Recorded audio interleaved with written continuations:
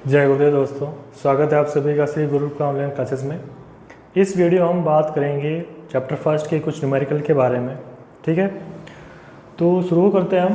पहला न्यूमेरिकल है, किसी वस्तु को 5 × 10⁻⁻19 कूलाम से धनावेशित करने के लिए उसमें से निकाले गए इलेक्ट्रॉनों की संख्या ज्ञात कीजिए। ठीक है, आपको आवेश का मान दे रखा है और ये पूछ रहा है कि किसी वस्तु से ये आवेश लाने के लिए, धनावेशित करने के लिए कितने इलेक्ट्रॉन निकालें। ठीक है, तो इसको कैसे सॉल्व करें। तो यहाँ देखिए, किसी भी वस्तु पर आवेश की मात्रा को आप कैसे बताते हैं, उसके लिए फॉर्मूला क्या होता है, वो होता है Q = Ne। Q = Ne, ये हमने आवेश के क्वांटमीकरण सिद्धांत से ज्ञात किया है। ठीक है, Q = Ne, जहाँ पर Q क्या है, आवेश की मात्रा, N क्या है, इलेक्ट्रॉनों की संख्या, और E है इलेक्ट्रॉन का आवेश, उसका मान। ठीक है, अब हमें गिवन क्या क्या है वो लिख लेते हैं। गिवन है Q की वैल्यू दी हुई है, क्या है 5 × 10⁻⁻19 कूलाम। ठीक है, ये दिया हुआ है और क्या पूछ रहा है, इलेक्ट्रॉनों की संख्या ज्ञात कीजिए। N पूछ रहा है हमें, और क्या हम जानते हैं, E जानते हैं। E की वैल्यू होती है 1.6 × 10⁻⁻19 कूलाम। ठीक है, ये होती है, और N हमें ज्ञात करना है।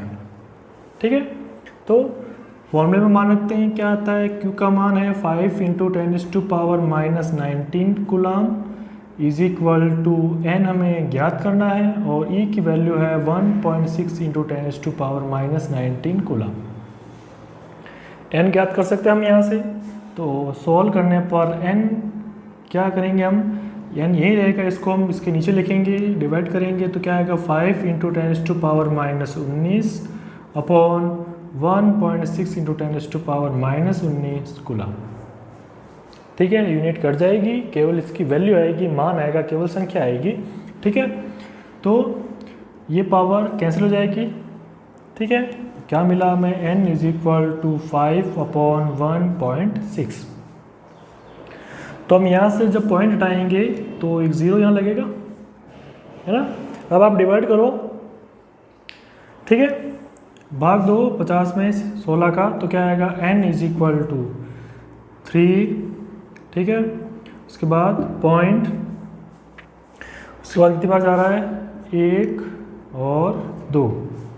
ठीक है, N की वैल्यू है हमारे पास 3.12, और भी आगे जा रहा है, हम 2 पॉइंट के बाद 2 वैल्यू कंसीडर कर रहे हैं। ठीक है, अब यहाँ देखो, हमने आवेश के क्वांटमीकरण सिद्धांत से ये बताया था, ये हमें जानते हैं कि इलेक्ट्रॉन हमेशा पूर्ण संख्याओं में ही ट्रांसफर होंगे, है ना, पूर्ण संख्याओं में ही ट्रांसफर होंगे। जो आवेश का मान है वो इलेक्ट्रॉन की पूर्ण संख्या का, इलेक्ट्रॉन का पूर्ण गुणज होता है ना। तो यहाँ तो वैल्यू 3.12 आ रही है ना। तो या तो इलेक्ट्रॉन 1 जा सकता है, 2, 3, 4, 5, 6 इस प्रकार। 1.2 नहीं हो सकता, 1.5 नहीं हो सकता, 2.3 नहीं हो सकता, है ना, लेकिन ये तो पॉइंट में आ रहा है। ठीक है, तो इसका मान हमेशा पूर्ण संख्या होगी, तो हम इसको अप्रॉक्सीमेट लिख सकते हैं, है ना। तो N लगभग लिख सकते हैं क्या, 3, मतलब 3 इलेक्ट्रॉन निकाले गए हैं। ठीक है, तो ये इसका आंसर हो जाएगा 3। क्लियर है। अब देखो, इस क्वेश्चन को और तरीके से पूछा जा सकता है ना। कैसे, ये बोल सकते हैं कि किसी वस्तु से 3 इलेक्ट्रॉन निकाले गए हैं, किसी वस्तु से 3 इलेक्ट्रॉन निकाले गए हैं, तो बताओ उस वस्तु पर कितना आवेश आया और उसकी आवेश की प्रकृति क्या है ना। तो आपको ये ध्यान रखना है कि किसी भी वस्तु से इलेक्ट्रॉन निकालें तो उस वस्तु पर कैसा आवेश आता है, धनावेश, और किसी वस्तु को इलेक्ट्रॉन दें तो उस पर कैसा आवेश आता है, ऋणावेश। ठीक है, तो आपसे पूछा गया कि इलेक्ट्रॉन निकाले गए हैं तो आवेश का मान ज्ञात करो। तो आवेश का मान इस प्रोसेस से ज्ञात कर सकते हैं। Q = N हमें दे दिया हुआ 3, E हमें पता है ये, तो Q का मान सॉल्व करने पर ही आ जाएगा। ठीक है, और प्रकृति आपको ये बोला गया प्रश्न में कि 3 इलेक्ट्रॉन निकाले गए हैं, तो निकाले गए तो वस्तु पर क्या आएगा, धनावेश। क्लियर है। तो ये है आपका फर्स्ट न्यूमेरिकल। इसे वीडियो पॉज करके आप नोट कर लीजिए।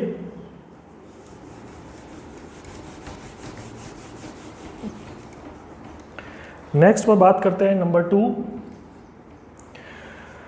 क्या कह रहा है, वायु में एक दूसरे से 30 सेंटीमीटर दूरी पर रखे दो छोटे आवेशित गोलों पर क्रमशः 2 × 10⁻⁷ कूलम और 3 × 10⁻⁷ कूलम आवेश है, उनके मध्य बल ज्ञात कीजिए, है ना। दो आवेशों के बीच बल ज्ञात करने के लिए हमें सूत्र पता है, कूलम का नियम से हमें सूत्र निकाल चुके हैं।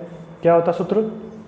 सूत्र होता है F = 1/4πε0 Q1 Q2/r²। ठीक है। अब यहाँ एक चीज़ ध्यान देना, कुछ स्टूडेंट बहुत गलती करते हैं इस मामले में, एप्सिलॉन लिखने के मामले में, है ना। कुछ ई को ई लिखते हैं, ठीक है, वो एप्सिलॉन को भी ई लिखते हैं, एप्सिलॉन नॉट को। ये रॉन्ग मेथड है, ये गलत है ना। फिजिक्स में जिसको जो सिंबल दिया गया है उसी सिंबल में हम काम में लेंगे, ठीक है।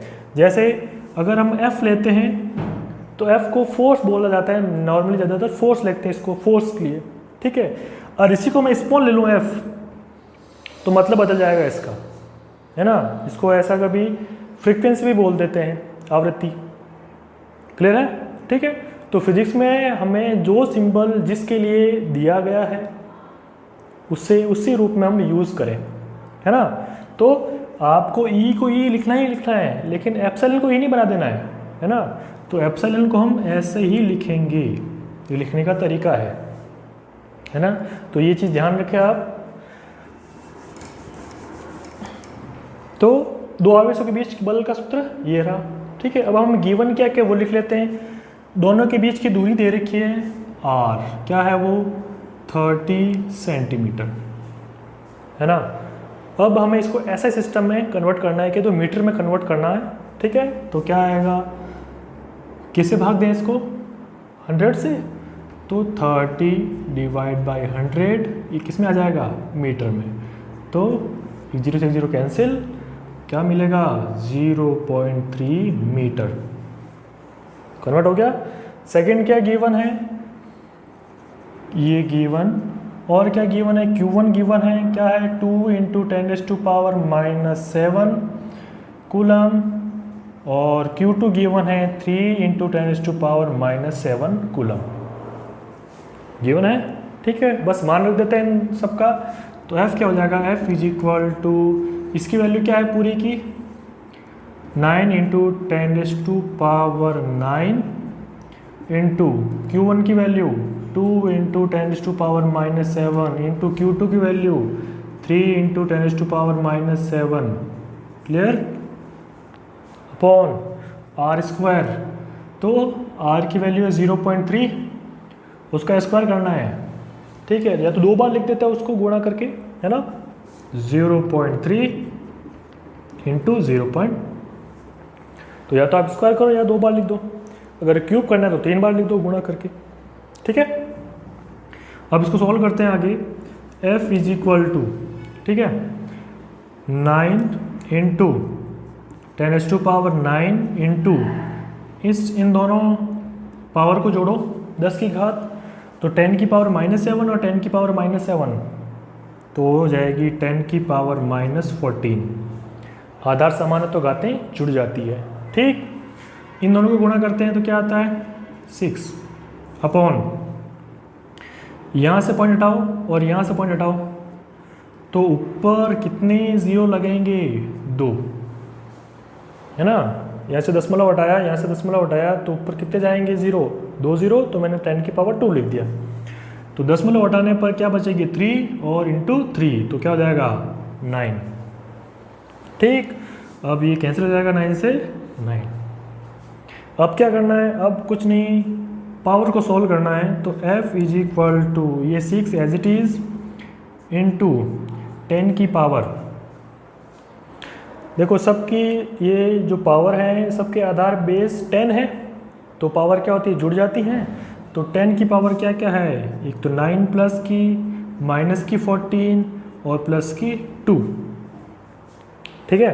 तो क्या आएगा, जोड़ो प्लस के 9 और प्लस के 2, प्लस का 11, प्लस का 11 माइनस 14 क्या आएगा, माइनस का 3, है ना। 9 और 2 11 और माइनस 14 क्या आएगा, -3। क्लियर है। तो 10 की घात कितनी आई, -3। तो F is equal to 6 into 10 की पावर -3 न्यूटन। क्लियर है, ठीक है। फोर्स की यूनिट क्या होती है, न्यूटन, है ना। तो इस प्रकार हम बल का मान ज्ञात कर सकते हैं दो आवेशों के बीच, ठीक है। तो इसको भी आप नोट कर लीजिए।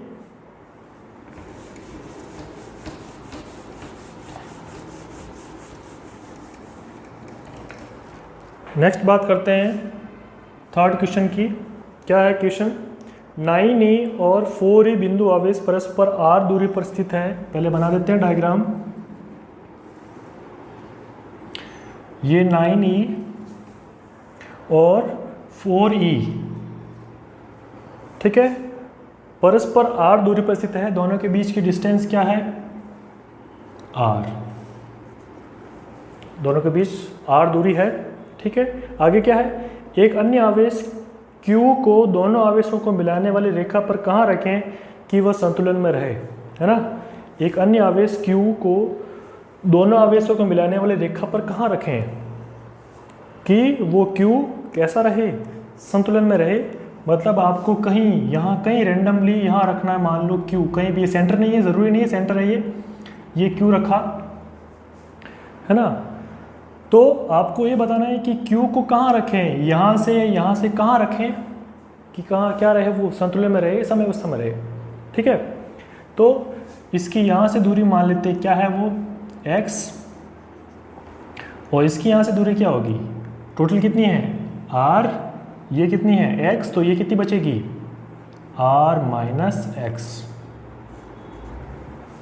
क्लियर है, ठीक है। मतलब हमने इस Q को इससे x दूरी पर रखा है ना। अब आगे क्या कह रहा है कि कहाँ रखें कि वह संतुलन में रहे। अब देखो, संतुलन की कंडीशन आपको पता होनी चाहिए। संतुलन मतलब साम्यावस्था, इक्विलिब्रियम, ठीक है। क्या मतलब है, जैसे मान लो ये कोई भी बॉडी है, ठीक है, इस पर फोर्स लग रहे हैं, है ना। फोर्स इस प्रकार लग रहा है, एक फोर्स ऐसे लग रहा है, एक फोर्स इस प्रकार से लग रहा है ना। इसको नाम देता मैं F1 और इसको नाम दे दूँ मैं F2, ठीक है। और इस बॉडी का नाम मान लिया A। ये कहा गया है कि A जो बॉडी है, सिस्टम है, वो साम्यावस्था में है, इक्विलिब्रियम में है। अगर A इक्विलिब्रियम में है, ये बॉडी इक्विलिब्रियम में है, संतुलन में है, इसकी शर्त यह है कि दोनों बलों का सदिश योग क्या रहना चाहिए, 0, 0, तभी ये क्या रहेगी, साम्यावस्था में। ये शर्त है इसकी, ठीक है। अब और भी फोर्स हो सकते हैं, ठीक है। सपोज और फोर्स लग रहे हैं, ये फोर्स लग रहा है F3, एक फोर्स और लग रहा है, ये लग रहा है F4। अभी भी ये कहा गया है कि जो बॉडी A है वो साम्यावस्था में है, संतुलन में है। तो इसकी शर्त क्या है, इसकी शर्त ये है कि सभी बलों का जो सदिश योग है वो क्या रहेगा, 0, है ना। तो ये शर्त हमें पता होनी चाहिए। तो आप देख पा रहे हैं इस पर जो फोर्स लग रहे हैं दोनों, ये एक दूसरे के क्या है, विपरीत है ना। तो बल तो लगने चाहिए, लेकिन क्या हो, विपरीत हो, तभी कोई वस्तु साम्यावस्था में रह सकती है ना, एक जगह रह सकती है, ठीक है। तो हम Q पर ये बल ज्ञात करेंगे कि Q पर जो लगने वाले बल दोनों विपरीत होंगे, ठीक है। उसी से हम क्या ज्ञात कर लेंगे कि वो कहाँ रखें, उसकी दूरी ज्ञात कर लेंगे हम, ठीक है।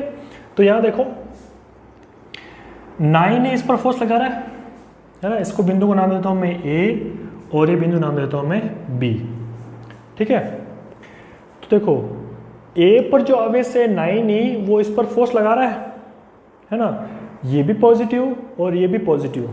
कैसा फोर्स लगेगा, प्रतिकर्षण, रिपल्सन, ठीक है। तो उसकी दिशा क्या होगी, ये, उसका नाम देता हूँ मैं एफ ए। क्या नाम दिया? F A. क्लियर? ठीक। उसी प्रकार बी पर जो आवेश है 4e, वो भी तो बल लगा रहा है इस पर, है ना? तो ये भी पॉजिटिव, ये भी पॉजिटिव, तो इस पर कैसा बल लग रहा है? क्यू पर, प्रतिकर्षण का।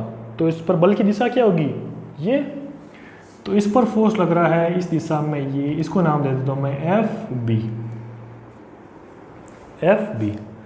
तो दो बल है, एफ ए एफ बी, विपरीत है ना? और हमें ये भी कहा गया है कि संतुलन में है ना? अगर संतुलन में है, ये क्वेश्चन में कहा गया है, इसका मतलब F A plus F B का मान क्या होना चाहिए? 0, है ना? तो क्या लिखेंगे? Q के संतुलन के लिए, संतुलन के लिए क्या आएगा? F A plus F B is equal to 0। ठीक है, दोनों बलों का जो सदिश योग है वो क्या हो गया? 0, क्योंकि ये हमें दिया हुआ है संतुलन में है। हमें तो ज्ञात करना है ये कहाँ रखें कि संतुलन में रहे, हमें दूरी ज्ञात करनी है, लेकिन ये दे रखा है कि संतुलन में है। क्लियर? अब एफ ए बराबर माइनस एफ बी,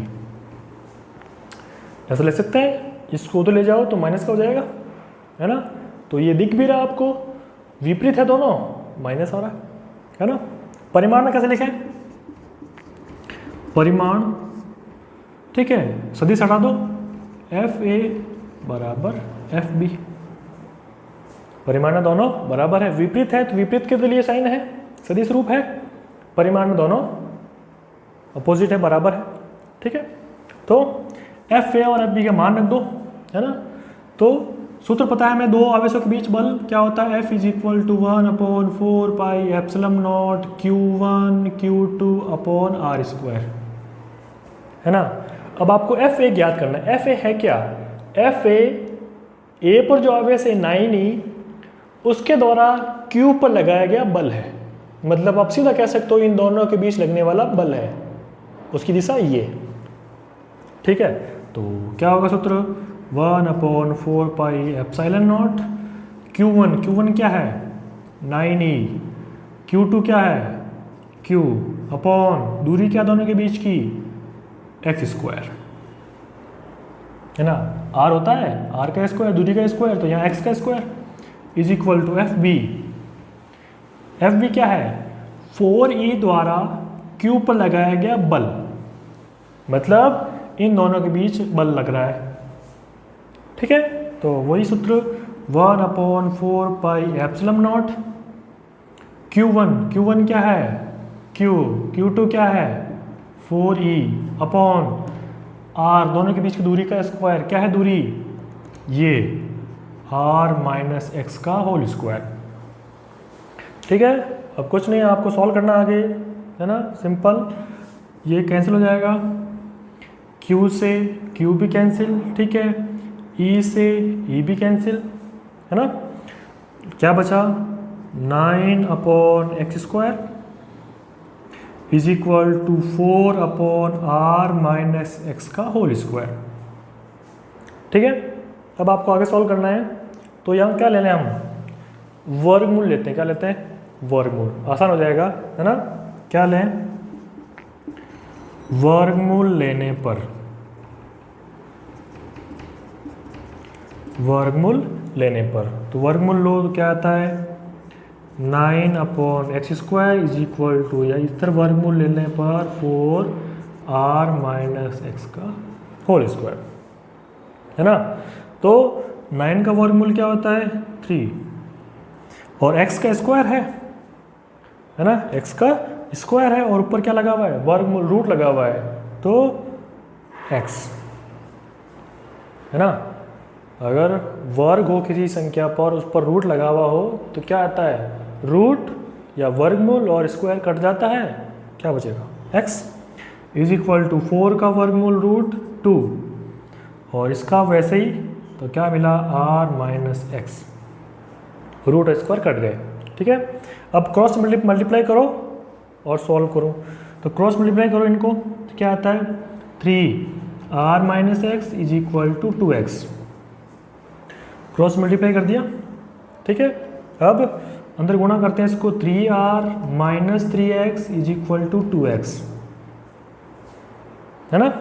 हमें क्या ज्ञात करना है, x का मान ज्ञात करना है, तो इसको उधर ले जाओ तो क्या आता है 3r is equal to 2x plus 3x। 2x यही था, 3x माइनस का उधर गया तो प्लस का 3x हो गया, ठीक है। क्या हो गया 3r is equal to 5x। हमें किसकी वैल्यू फाइंड करनी है, x की, तो 5x is equal to 3r, तो x is equal to 3/5r, ये आ जाएगी x की वैल्यू। क्लियर है, ठीक है। इस प्रकार हम ज्ञात करते हैं कि कोई जो आवेश है q, उसको ऐसी जगह रखना है, तो कहाँ रखें कि वो क्या रहे, संतुलन में रहे, ठीक है, साम्यावस्था में रहे, तो वो दूरी हमने इस प्रकार ज्ञात की, ठीक है। इसी से मिलता जुलता क्वेश्चन एक और है अगला, ठीक है, थोड़ा सा अलग है लेकिन ऐसा ही है क्वेश्चन, ठीक है। तो पहले आप इसको वीडियो पॉज करके नोट कर लीजिए, फिर हम आगे अगले क्वेश्चन पर बढ़ते हैं, ठीक है।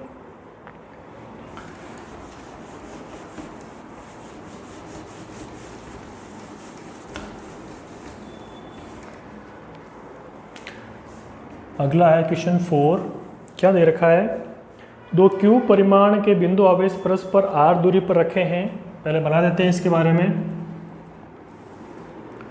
दो क्यू परिमाण, ये क्यू और ये क्यू परिमाण के दो आवेश, जो दोनों के बीच की दूरी दे रखी है वो क्या दे रखी है, r, ठीक है। r दूरी पर रखे हुए हैं, इनके बिंदु के नाम दे देते हैं हम, बिंदु A, बिंदु B, ठीक है। आगे क्या है, उनके मध्य बिंदु पर Q परिमाण का तीसरा आवेश रखा जाता है। उनके मध्य बिंदु पर, बिल्कुल सेंटर में रखना आपको। ये Q परिमाण का आपने एक आवेश रख दिया, ठीक है। अभी अगर बोल दिया उसने सेंटर में रखा है, इसका मतलब दोनों दूरियां क्या हो जाएगी, r/2, r/2।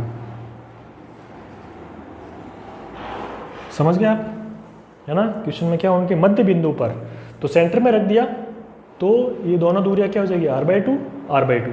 क्लियर।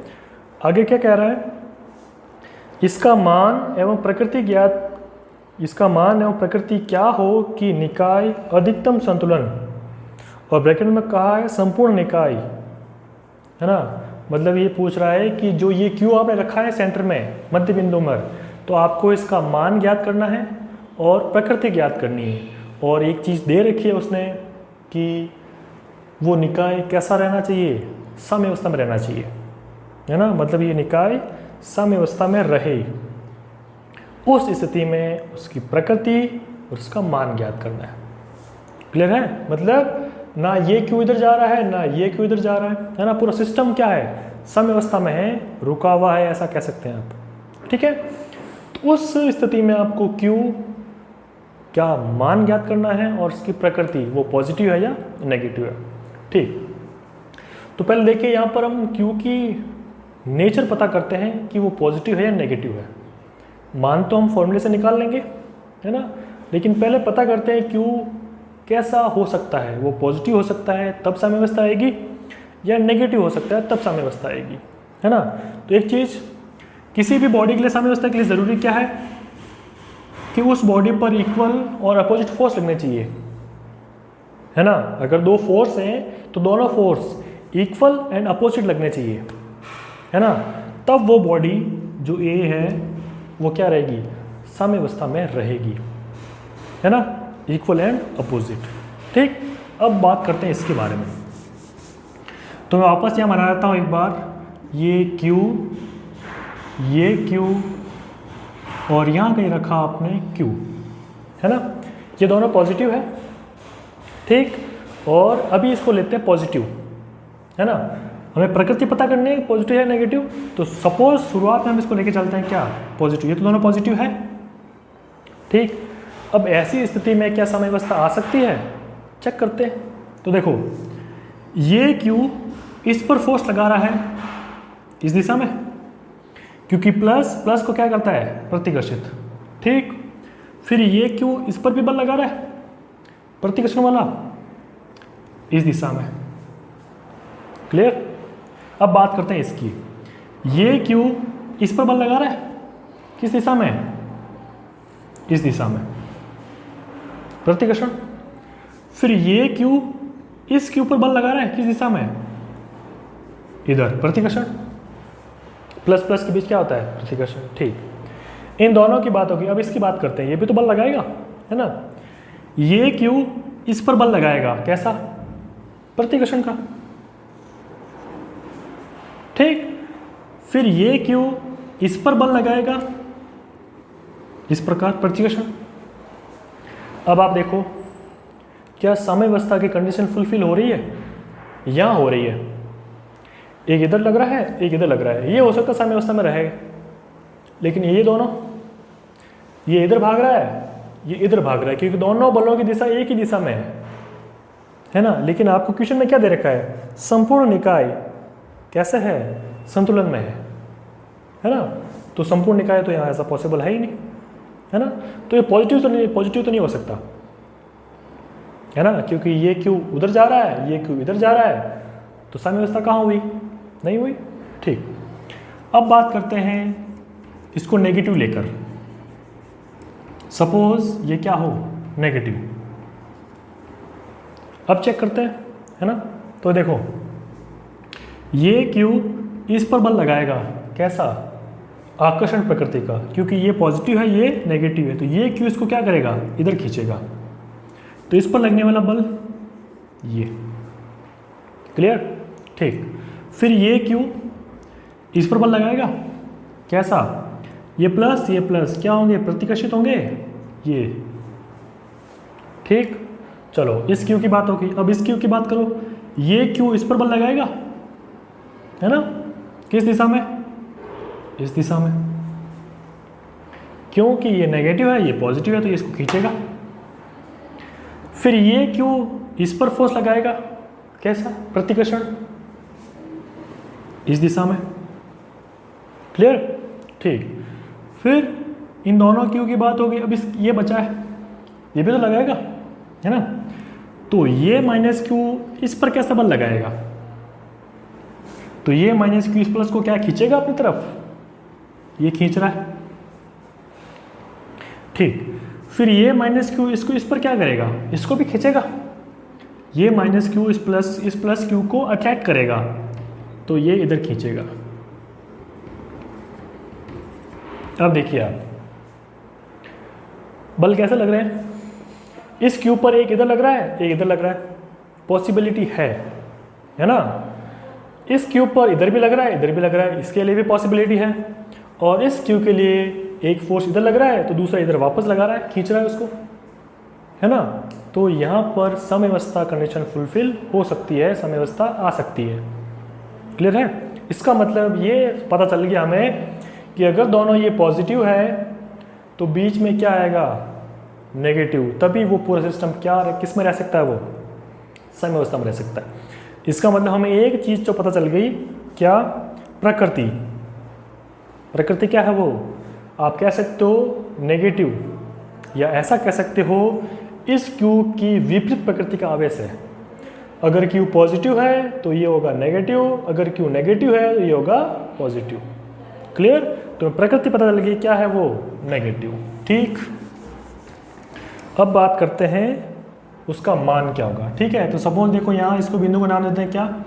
ओ, है ना। अब किसी एक पर ज्ञात कर लेते हैं अपन कुल बल, है ना। देखो इस पर बल लग रहा था, एक ऐसा लग रहा था, एक ऐसा लग रहा था, है ना।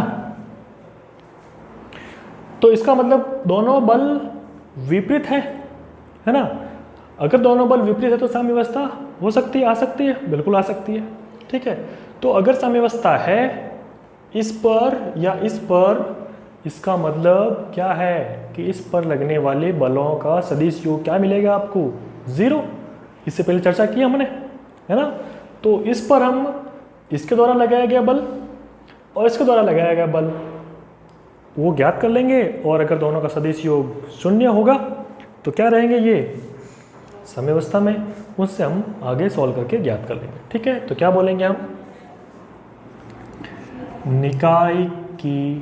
निकाय की संतुलन के लिए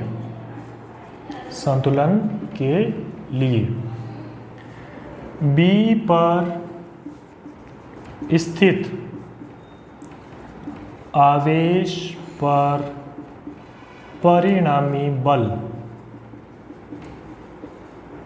0 होगा। ठीक है, परिणामी बल क्या होगा? 0 होगा। ठीक, तो क्या लिखें? अब देखो, इस पर लगने वाले बल को हम नाम दे देते हैं। ये जो बल लगा रहा है इस दिशा में बल लगा रहा है, वो दे देते हैं हम क्या? FA। ठीक है, और ये जो माइनस है इसको क्या कर रहा है? इधर खींच रहा है इसको, तो इधर जो बल लगा रहा है उसको नाम देता है अपन FO। देख पा रहे हैं आप, है ना? ये इस पर बल लगा रहा है ऐसे FA, और ये क्योंकि प्रकृति माइनस है, अगर ना माइनस होगा तभी क्या होगा? प्रतिकर्षण। तो ये इस पर फोर्स लगा रहा है इस प्रकार से, तो S को क्या नाम दिया? FO, क्योंकि O बिंदु पर है तो FO। ठीक है, तो अगर ये कहीं नहीं जा रहा, इसका मतलब इस B पर जो बलों का योग, सदिश योग है, वो क्या होगा? 0। तो स्थित आवेश पर परिणामी बल क्या होगा? 0। इसका मतलब FA प्लस FO बराबर 0। ठीक, तो क्या लिखें आगे? FA बराबर माइनस F। ठीक है, उधर चला गया। परिमाण में लिखो, परिमाण में लिखना चाहे तो क्या लिखेंगे?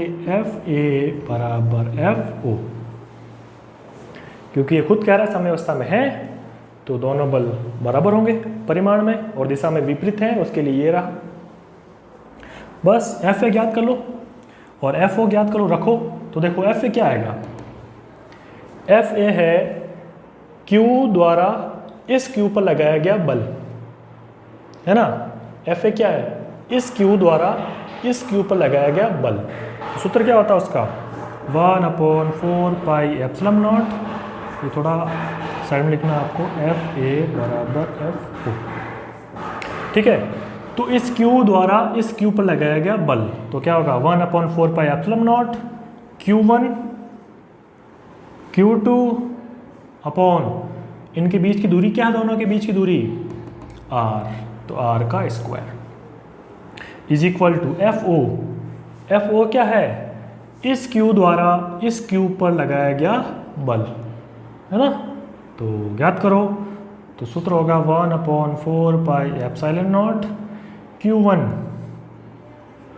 Q2 अपॉन R स्क्वायर, इनके बीच की दूरी होती है ना, दूरी क्या है? R/2, तो R/2 का स्क्वायर। क्लियर है यहाँ तक? ठीक है, अब क्या करें? ये कैंसिल हो जाएगा, इस Q से ये Q कैंसिल।